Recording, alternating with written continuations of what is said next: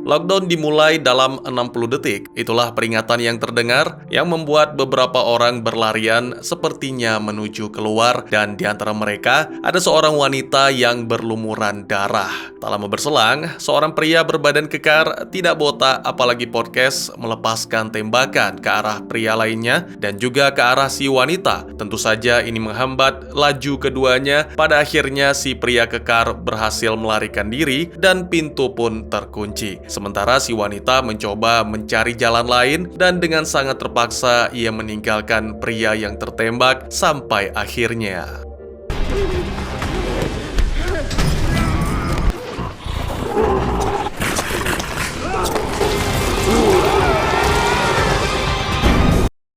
Ya, apa yang sebenarnya terjadi? Selamat datang dan selamat berjumpa kembali bersama saya Teguh Gusto. Bagaimanapun kabar dan dimanapun kalian berada, ingatlah selalu pekerjaan memang penting, tapi seharusnya tidak lebih penting dibandingkan keluarga. Seperti biasa, saya akan bercerita tentang sebuah film yang mana kali ini berjudul Death Valley. Film yang dirilis pada tahun 2021 ini disutradarai oleh Matthew Niinaber serta dibintangi oleh para aktor yang tidak perlu ditanyakan karena kalian maupun saya sama-sama belum kenalan. Baik, daripada kelamaan, segera itu kopi disiapkan dan mari menyaksikan ibu-ibu senam dari halaman. Maksud saya, mari cerita kita lanjutkan. Diketahui bahwa si wanita adalah seorang ilmuwan bernama Dr. Chloe. Masih dengan tujuan yang sama, yaitu mencari jalan keluar, Chloe mencoba mengakses komputer untuk mengirim pesan darurat secara online menjelaskan bahwa fasilitas tersebut sedang diserang. Oleh karena itu, protokol lockdown selama 24 jam harus diaktifkan. Dan ya, sebagaimana yang kita tahu, Chloe adalah satu-satunya penyintas. Chloe kemudian menyinggung tentang penelitiannya, sesuatu yang disebut Adam dan sepertinya sangat penting. Jadi, jika memang ingin menyelamatkan penelitian tersebut, mau tidak mau harus ada yang menyelamatkan wanita itu. Setelah pesan terkirim, Chloe pun menahan sakit untuk membersihkan luka yang diderita, sekaligus mengeluarkan peluru dari paha. Dia juga membersihkan diri dan lagi-lagi geraman misterius terdengar kembali, sehingga Chloe pun memutuskan untuk bersembunyi sekaligus mempersenjatai diri.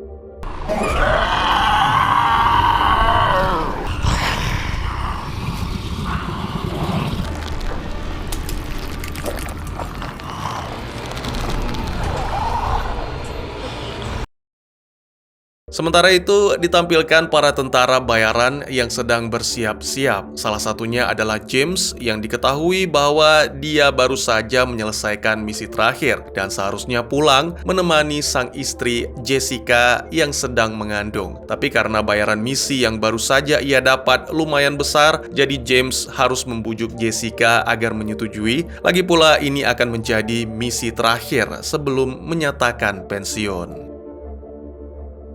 Selanjutnya, James bersama sahabat karib sekaligus rekan seperjuangan Junior menaiki pesawat. Di dalam sana juga ada rekan-rekan yang lain telah menanti. Selama dalam penerbangan, komandan misi Rachel menjelaskan detailnya. Jadi, mereka harus memasuki fasilitas laboratorium milik Samyaza Institute di Botswana untuk menyelamatkan Dr. Chloe tanpa terdeteksi musuh. Menurut laporan yang didapat, adalah milisi Rusia yang menyerang fasilitas. Lebih lanjut dijelaskan bahwa serangan tersebut mengakibatkan 12 warga sipil menjadi korban dan kini para prajurit itu masih berada di sekitar lab untuk menemukan pintu masuk alternatif.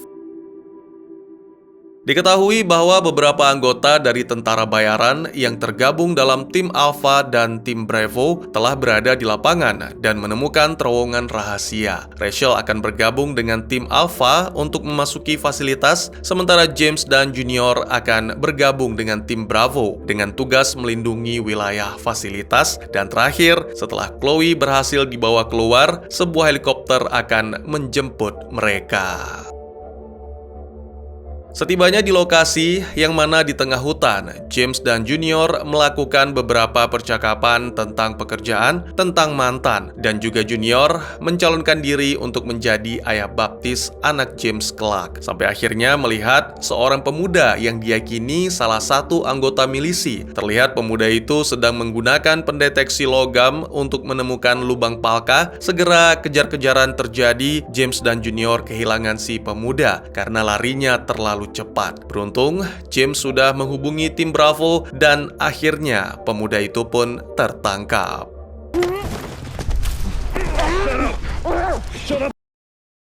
Sebenarnya tim sepakat untuk menghabisi pemuda itu demi kebaikan bersama, namun James malah menolak dan lebih memilih mengikatnya di pohon. Berkali-kali si pemuda mengatakan bahwa Nephilim akan datang, namun itu hanya dianggap sebagai omong kosong. James dan Junior yang kini telah bergabung dengan tim Bravo pergi meninggalkan pemuda itu dalam keadaan terikat. Sementara itu ditampilkan Rachel yang sudah bergabung dengan tim Alpha sedang memasang bahan peledak untuk membuat lubang masuk ke fasilitas. Mereka kemudian menemukan seorang pria yang terluka parah dan sangat mengejutkan ketika pria itu berbalik.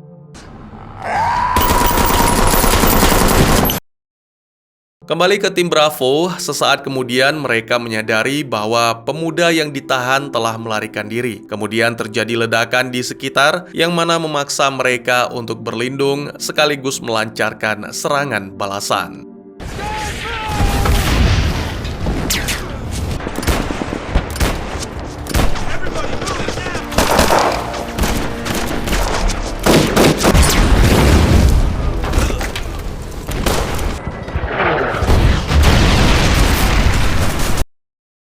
Setelah menghabisi beberapa musuh, James pun bergegas berlari di antara pepohonan untuk membantu Junior. James juga bertemu dengan pemuda tahanan sebelumnya, namun kali ini James tanpa ragu melepaskan tembakan demi keselamatan.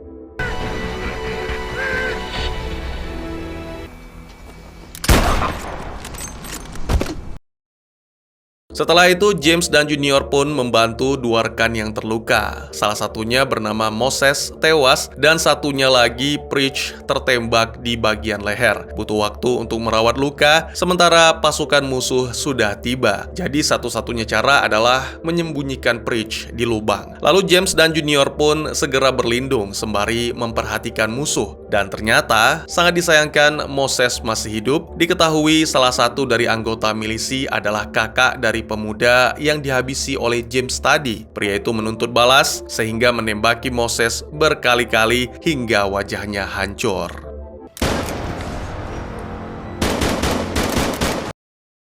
Tak hanya itu, kelompok milisi juga mengerahkan anjing untuk melacak bau para tentara bayaran. Ini membuat Junior tidak punya pilihan selain melepaskan tembakan ke arah pawang, yang mana segera memulai kembali baku tembak di antara dua kubu.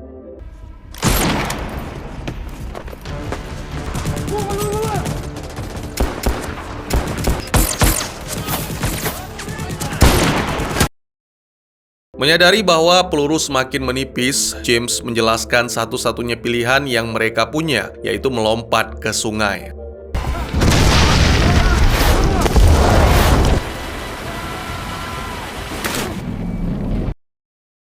James berhasil menyelamatkan diri dengan berpegang pada batu, namun segera ia merasa khawatir dengan sahabatnya yang sempat menghilang beberapa saat. Setelah bertemu kembali dan sama-sama dalam keadaan sehat, keduanya pun segera menuju ke titik kumpul yang telah ditentukan, namun anehnya tim Alpha sama sekali tidak terlihat di sekitar. Terjadi perdebatan karena Junior ingin menunggu sesuai dengan perintah, sementara James berpikir lebih baik mereka menyusul masuk, karena kelompok milisi pasti masih melakukan perburuan. Di saat yang sama, terdengar suara anjing dari kejauhan. Lagi-lagi, ini membuat Junior tak punya pilihan selain mengikuti saran rekannya. Jadi keduanya pun sepakat untuk bersembunyi di dalam gua. Setelah merangkak melewati terowongan sempit, keduanya pun kembali bersemangat ketika menemukan lubang palka yang tertutup oleh bebatuan. Mereka segera memindahkan batu-batu itu dan bergegas masuk ke dalam fasilitas. Di saat yang sama, kelompok milisi menemukan Preach yang sebelumnya disembunyikan di lubang. Pria itu dipukuli hingga babak belur, dipaksa untuk memberitahu pintu masuk ke bunker. Tiba-tiba saja, kantong mayat di sekitar mereka mulai bergerak. Si pemimpin milisi kemudian menembak kantong itu, lalu meminta Preach untuk membukanya, dan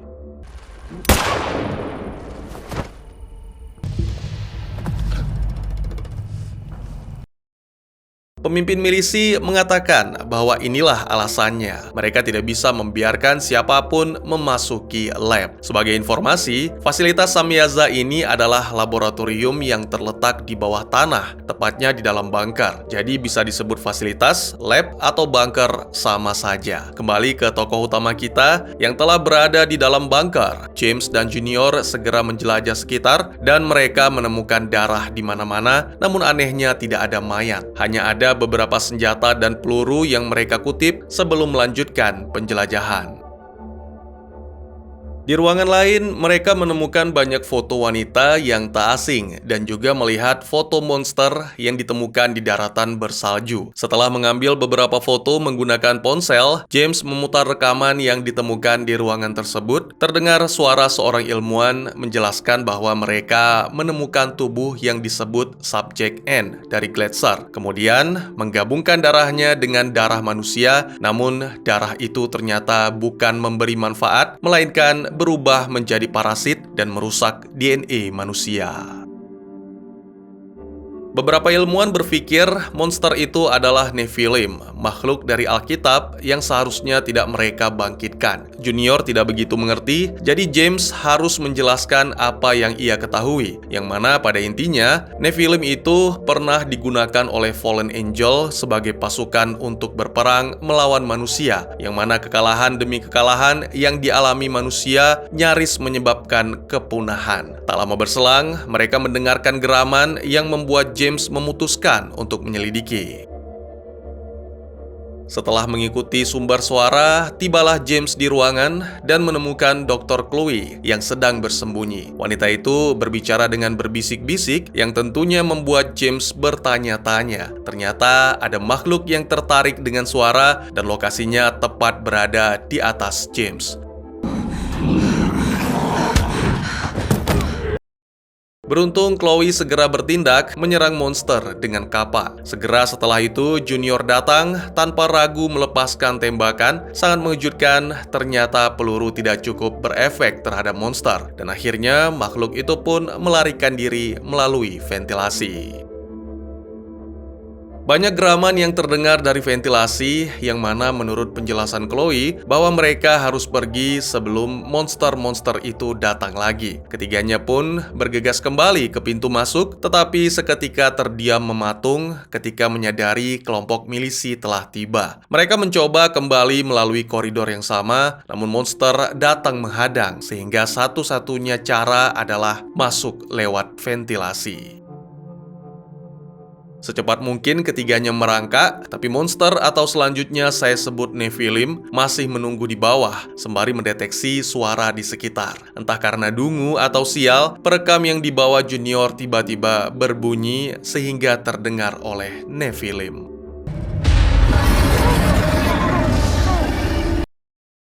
Setelah berhasil melepaskan diri dari monster, James segera bergabung dengan Junior dan Chloe yang berada di sebuah ruangan. Chloe mengalami muntah-muntah, tapi para tentara tetap menuntut penjelasan yang lebih detail dari sekedar rekaman.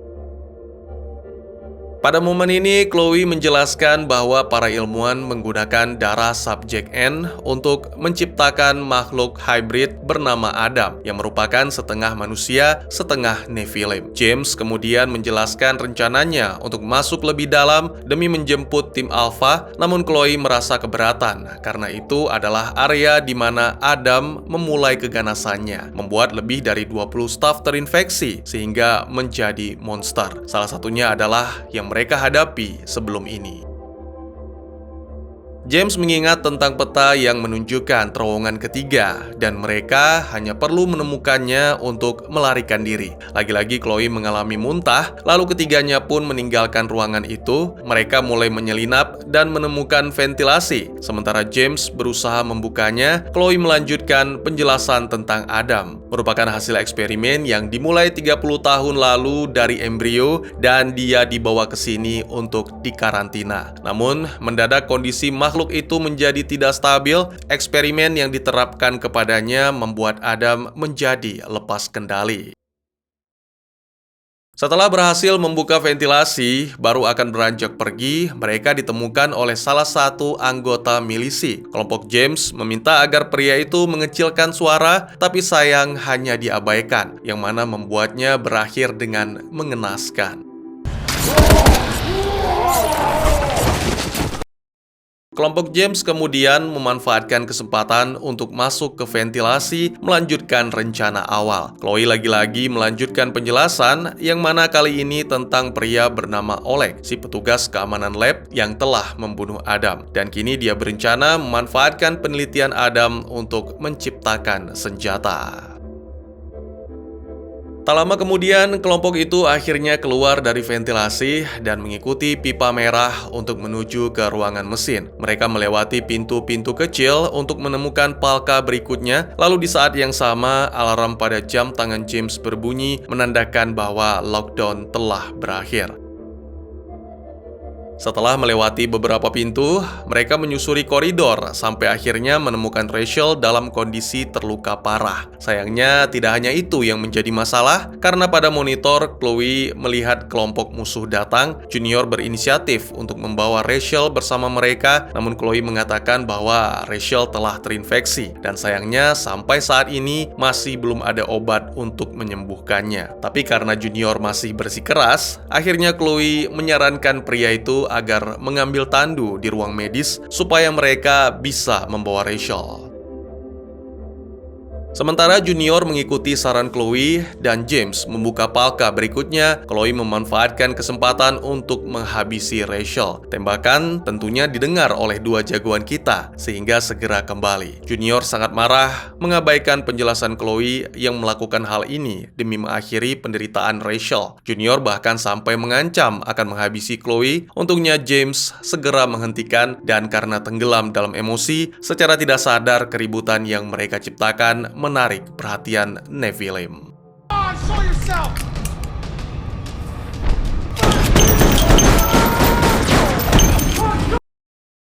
Menyadari peluru habis, kelompok itu pun melarikan diri dan secara tidak sengaja terpisah. James dan Chloe bersembunyi di ruang medis, di mana tiba-tiba saja ada mayat bangkit dari kematian.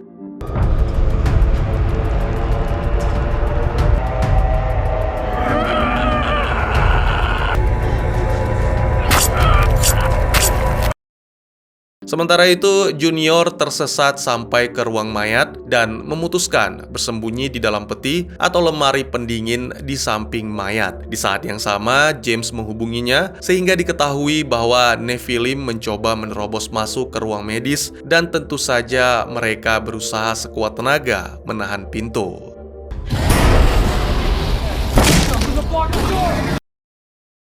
Mendengar hal ini, tentunya Junior tidak tinggal diam dan segera bertindak. Namun sialnya, lemari pendingin tidak mau terbuka, ditambah lagi tiba-tiba mayat di sebelahnya bangkit.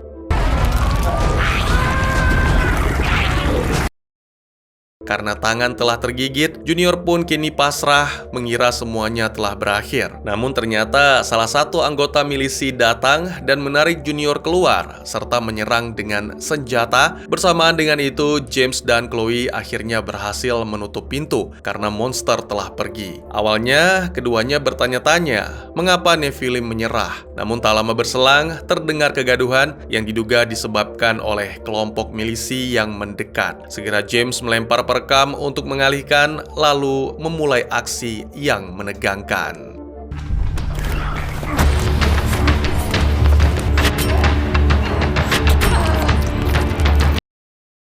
Setelah berhasil menjatuhkan anggota milisi, James pun pergi mencari Junior. Namun Chloe segera menghentikan dan menjelaskan bahwa jika Oleg mendapatkan data-data penelitian, maka akan diubah menjadi senjata untuk menghabisi mereka semua. Tidak punya pilihan, mau tidak mau James harus mengawal Chloe keluar lebih dulu. Sementara itu di kamar mayat, Junior diikat ke meja, sementara anggota milisi yang diketahui bernama Jonah menjelaskan tentang infeksi yang akan membunuhnya, lalu membuat tubuh Junior menjadi Nephilim. Jonah terus bertanya-tanya tentang keberadaan Adam, yang mana tentu saja Junior tidak tahu, sampai akhirnya suatu kilasan secara tiba-tiba muncul dalam pikirannya.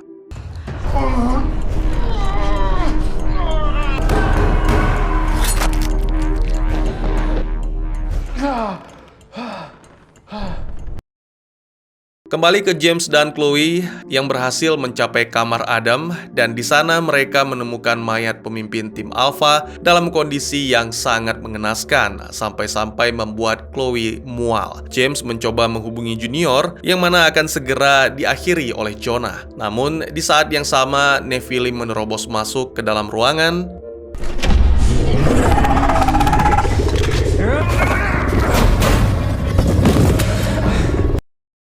Setelah menghabisi Jonah, Nephilim tidak menghabisi Junior, tapi hanya menatap lalu pergi karena mengetahui Junior telah terinfeksi. Junior kemudian menggunakan pisaunya untuk membebaskan diri. Adegan berpindah ke ruangan Adam, di mana James memberi Chloe telepon satelit yang diambil dari pemimpin tim Alpha dan meminta wanita itu pergi melalui terowongan yang digunakan tim Alpha. Jadi ketika tiba di luar nanti, Chloe bisa menggunakan telepon itu untuk mendatangkan helikopter. Sedangkan James mempersiapkan diri untuk membantu sahabatnya. Namun mendadak James melihat tempat tidur bayi di sudut ruangan dan mengingat Chloe sejak tadi beberapa kali muntah. Semua ini membuat James sadar sehingga menuntut penjelasan yang sebenarnya dari Chloe. Pada akhirnya terungkaplah bahwa Chloe sebenarnya adalah Adam, atau untuk lebih tepatnya ibu dari Adam. Dia adalah manusia hasil penggabungan antara Nephilim dan manusia. Kini wanita itu sedang mengandung dan nantinya anak yang lahir sudah ditentukan laki-laki yang akan dinamakan Adam. Chloe menolak membesarkan bayinya di sana sehingga menghabisi semua staf yang dianggap sebagai penculik demi mendapatkan kebebasan. James mengerti keinginan Chloe untuk menyelamatkan anaknya, namun darah Chloe terlalu berbahaya sehingga tidak bisa membiarkannya pergi, dan tiba-tiba saja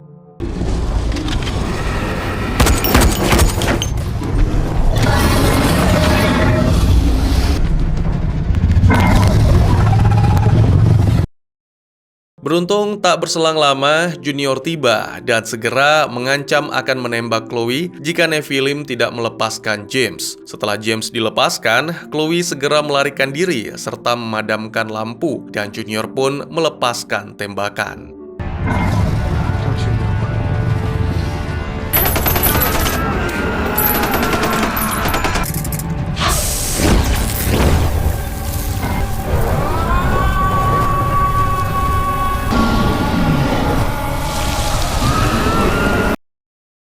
Sementara itu, Chloe akhirnya berhasil keluar dari bunker. Tapi wanita itu masih belum bebas karena pemimpin milisi menghadangnya, yang mana diketahui dialah yang bernama Oleg. Ya, terungkap bahwa selama ini Oleg dan rekan-rekannya bukanlah orang jahat. Mereka hanya berusaha menjaga agar Chloe tetap berada di bunker dan menjauhkan semua pengganggu yang berusaha menerobos masuk, melakukan hal bodoh yang dapat mengancam dunia. Chloe mencoba mendekat, merayu, dan memohon maaf. Namun sayangnya itu hanya tipuan dan keduanya pun saling melancarkan serangan.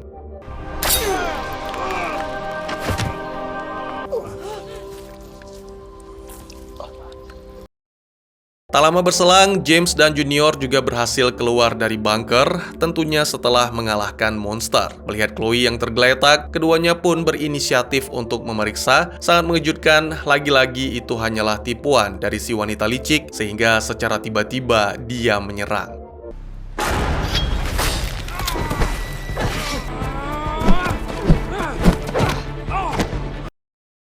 Meskipun sulit, tapi tak satu pun dari dua sahabat menyerah. Mereka terus mencoba dan mencoba sampai akhirnya Junior melihat sebuah peluang dan segera memanfaatkannya. Karena tubuhnya mulai bermutasi, Junior pun menggunakan segenap kekuatan untuk menarik dan menghabisi Chloe.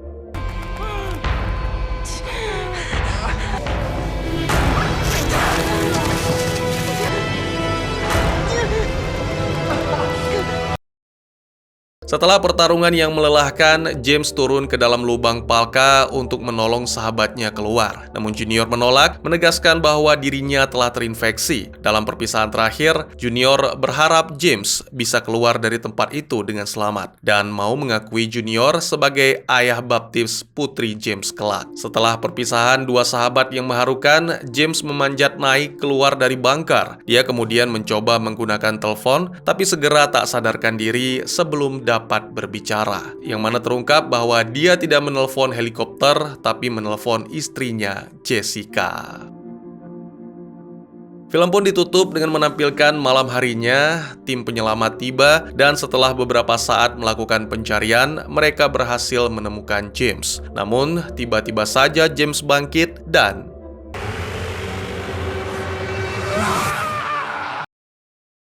tamat. Ya, ini adalah salah satu film yang menarik perhatian saya sejak penayangan trailernya dengan menginvestasikan sebagian besar anggaran untuk efek monster yang cukup realistis meskipun ada beberapa kekurangan yang jelas karena film ini terlihat sangat dipengaruhi oleh referensi-referensinya. Saya yakin kita semua sepakat bahwa film ini seperti Resident Evil KW, tapi dengan cara yang baik. Ada lab terpencil yang menjadi tempat eksperimen berbahaya telah terjadi, ada masalah yang menyebabkan monster terlepas, tim spesialis dikirim untuk menyelamatkan orang-orang, dan desain monster yang terlihat seperti campuran Lickers dan Nemesis. Meskipun kemiripan yang jelas ini mungkin membuat beberapa orang menjauh, saya justru merasa filmnya cukup menyenangkan. Franchise Resident Evil telah ada selama puluhan tahun, jadi tentu saja akan mempengaruhi orang-orang di bidang kreatif. Malahan saya pikir itu cukup bagus ketika kreator memainkan tema dan ide dari franchise yang mereka sukai, memberikan sentuhan kreatif baru, yang mana untuk film ini adalah asal-usul makhluknya. Desain makhluk benar-benar menjadi salah satu hal terbaik dalam film ini, dan saya suka bahwa para pembuatnya memilih pendekatan praktis daripada menggunakan efek digital. Berkat ini, monster terasa jauh lebih nyata daripada beberapa film monster beranggaran rendah yang memilih menggunakan CGI. Monster memiliki fisik dan bobot yang jarang diberikan oleh efek digital. Ditambah lagi, menyenangkan mengetahui bahwa aktor di balik kostum monster tersebut tidak lain adalah penulis dan sutradara film ini. Jadi Nephilim itu apa, Bang? Nah, ini, berdasarkan beberapa sumber yang saya dapatkan, Nephilim adalah sosok yang diselimuti misteri dalam narasi Alkitab, khususnya Kitab Kejadian. Mereka digambarkan sebagai keturunan dari hubungan antara makhluk surgawi dan anak-anak perempuan manusia. Istilah Nephilim sendiri berasal dari bahasa Ibrani yang dapat diartikan yang jatuh atau raksasa, menambah kesan mistis pada keberadaan mereka. Identitas makhluk surgawi dan sifat alami Nephilim masih menjadi perdebatan. Ada yang meyakini mereka sebagai keturunan malaikat yang jatuh ke bumi dan melakukan hubungan terlarang dengan manusia. Nephilim dalam pandangan ini digambarkan sebagai raksasa dengan kekuatan luar biasa dan seringkali dikaitkan dengan kejahatan. Tafsir lain mengaitkan makhluk surgawi dengan keturunan Set, putra Adam dan Hawa yang dianggap manut baik atau patuh atau nurut, sementara anak-anak perempuan manusia adalah keturunan Cain yang dianggap tidak patuh atau buruk. Nephilim dipandang sebagai hasil perkawinan terlarang antara kedua garis keturunan ini. Ada pula yang berpendapat bahwa makhluk surgawi merujuk pada penguasa atau raja pada masa lalu, sehingga Nephilim adalah keturunan dari pernikahan mereka dengan wanita biasa. Kehadiran Nephilim disebutkan sebelum peristiwa air bah. Mereka dianggap sebagai salah satu faktor yang mendorong Sang Pencipta mengirimkan air bah untuk membersihkan bumi dari kejahatan. Meskipun air bah bertujuan memusnahkan mereka, ada penyebutan tentang raksasa di tanah Kanan setelahnya, menimbulkan pertanyaan tentang kelangsungan hidup mereka. Terlepas dari berbagai tafsir, Nephilim tetap menjadi bagian penting dari narasi Alkitab. Mereka melambangkan pelanggaran batas, pemberontakan terhadap kehendak Sang Pencipta, dan konsekuensi dari tindakan tersebut. Kisah mereka menjadi pengingat akan pentingnya menjaga kesucian dan mengikuti jalan yang benar. Identitas dan sifat asli Nephilim mungkin akan tetap menjadi misteri, namun kisah mereka terus mengundang rasa ingin tahu dan kajian lebih lanjut tentang konteks Alkitab dan budaya pada masa itu, memberikan pemahaman yang lebih mendalam tentang peran mereka dalam narasi agung, penciptaan, dan kejatuhan manusia. Kembali ke film, sayangnya kelemahan utama film ini terletak pada penulisan skenarionya. Meskipun ada beberapa momen di awal yang tampaknya membangun perbedaan yang jelas antara dua pemeran utama, mereka tidak pernah terasa benar-benar berbeda setelahnya dan hampir menjadi seperti bisa saling dipertukarkan. Ada saat-saat di mana karakter melakukan hal-hal yang tampaknya bertentangan dengan hal-hal yang mereka katakan dan lakukan sebelumnya, dan terasa seolah-olah mereka hanya ada dari adegan ke adegan, melakukan apapun yang ditentukan oleh cerita, alih-alih menjadi karakter yang dikembangkan sepenuhnya. Meskipun memiliki kekurangan di sana-sini, Death Valley cukup menyenangkan, mungkin tidak akan masuk dalam daftar film horor terbaik, karena hampir semua hal yang dilakukan dalam film ini sudah pernah dilakukan dengan lebih baik di film lain. Tapi film ini sudah berusaha. Film ini mengambil kesempatan untuk membuat sesuatu yang menghibur dan sebagian besar menurut saya berhasil. Jika Anda mencari sesuatu yang memuaskan keinginan Anda akan Resident Evil, film ini mungkin bisa menjadi pilihan.